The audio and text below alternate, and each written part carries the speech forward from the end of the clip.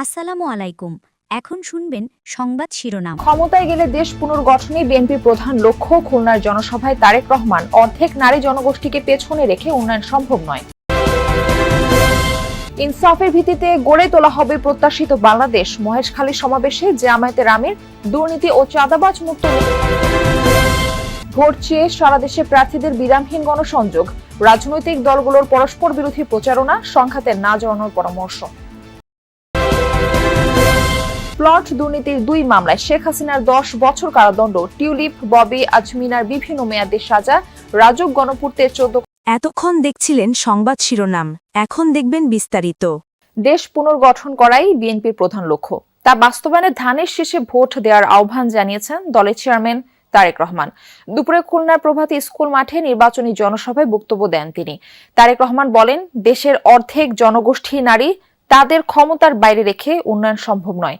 তিনি অভিযোগ করেন, জামায়াত নারীদের ঘরবন্দি করে রাখতে চায়।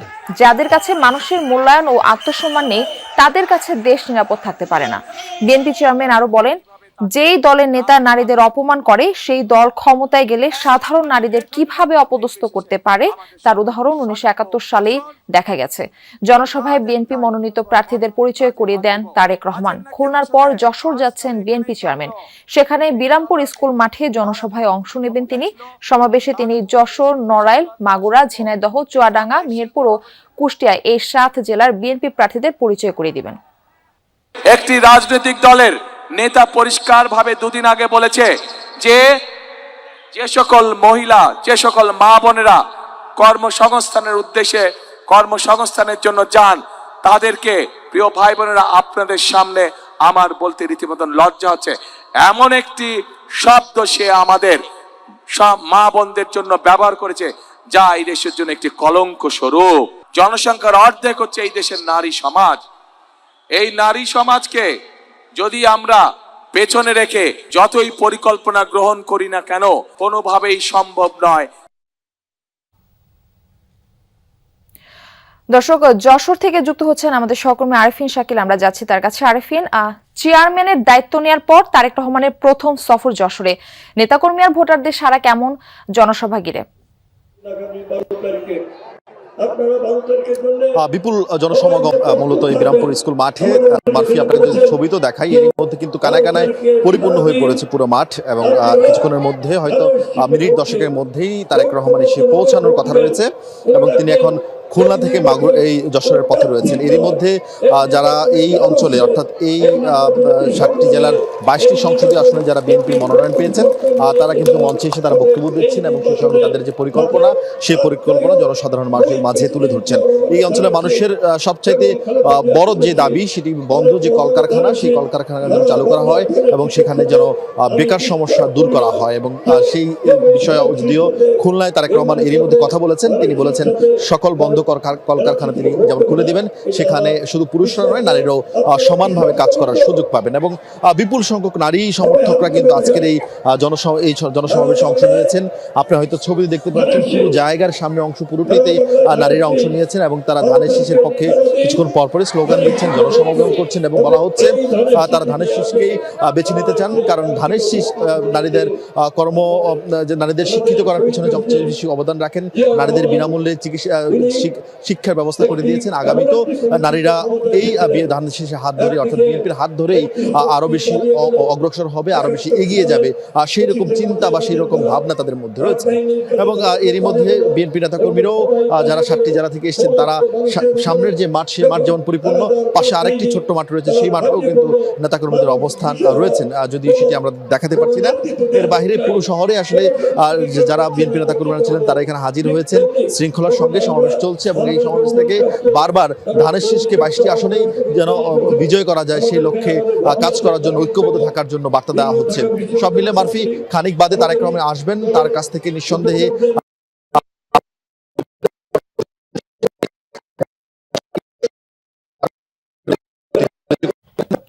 আরেফিন শাকিল, ধন্যবাদ আপনাকে।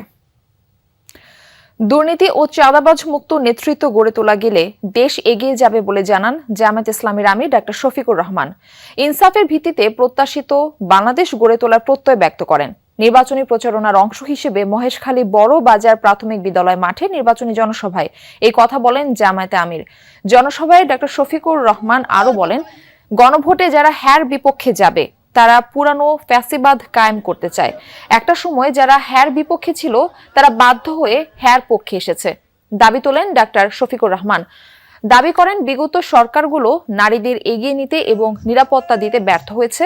11 দলীয় ঐক্য নির্বাচিত হলে নারীদের সম্মান, নিরাপদ কর্মপরিবেশ নিশ্চিতের প্রতিশ্রুতি দেন তিনি। দুপুরে শহরের বাহারছড়া মুক্তিযোদ্ধা মাঠে 11 দলীয় ঐক্যের জনসভায় যোগ দিবেন জামায়াত আমির। পরে লোহাগড়ার পদুয়ায় সমাবেশে যোগ দিবেন ডক্টর শফিকুর রহমান। বিকেলে চট্টগ্রাম মহানগরের বন্দর স্কুল অ্যান্ড কলেজ মাঠ এবং সীতাকুণ্ডের জনসভায় বক্তব্য রাখবেন তিনি। এই বাংলাদেশ আর হামাগুড়ি দিয়ে খুঁড়িয়ে খুঁড়িয়ে সামনের দিকে যাবে, ওটা আমরা চাই না। বাংলাদেশকে এখন জাম্প করতে হবে ইনশাআল্লাহ। আমরা বিশ্বাস করি মাত্র 5টা বছর এই দেশের অর্থনৈতিক মানচিত্র পাল্টে দেওয়া সম্ভব ইনশাআল্লাহ। চুরি হবে না, চাঁদাবাজি লুণ্ঠন হবে না, অপরাধ দেখবেন যদি আপনারা আলহামদুলিল্লাহ এই জায়গাটাই ভোট দেন ইনশাআল্লাহ দেখবেন 13 তারিখ থেকে এই বাংলাদেশ বদলে গেছে। জামায়াত ইসলামী দেশকে পিছিয়ে দিতে চায়, দেশটাকে তারা আফগানিস্তান বানাতে চায়। ঠাকুরগাঁয়ে এমনটা বলেছেন বিএনপি মহাসচিব মির্জা ফখরুল ইসলাম আলমগীর। সকালে ঠাকুরগাঁও 1 আসনের ধোলারহাট বাজারে নির্বাচনী পথসভায় এসব কথা বলেন তিনি আরো বলেন, জামায়াতের আমির নারীদের নিয়ে যদি কোনো কটূক্তি করে থাকেন তবে সেটা অবশ্যই অন্যায়। নারীরা তা কখনোই মেনে নেবে না। বাংলাদেশের জনসংখ্যার অর্ধেকেরও বেশি নারী পুরুষ সমান অধিকার নিয়ে এই দেশে বসবাস করবে। এছাড়া মহাসচিব বলেন, নারীদের সমান অধিকার ও তাদের প্রাপ্য নিশ্চিত করতে বিএনপি সব সময় বদ্ধপরিকর। 5 ঘন্টার বেশি কাজ করতে পারবে না, তো খাবে কি? আমাদের মেয়েরা যদি স্কুল কলেজে না যায়, পড়াশোনা না করে, চাকরি পাবে কোথায়? বাটপাড়ি, পুরা মিথ্যা কথা।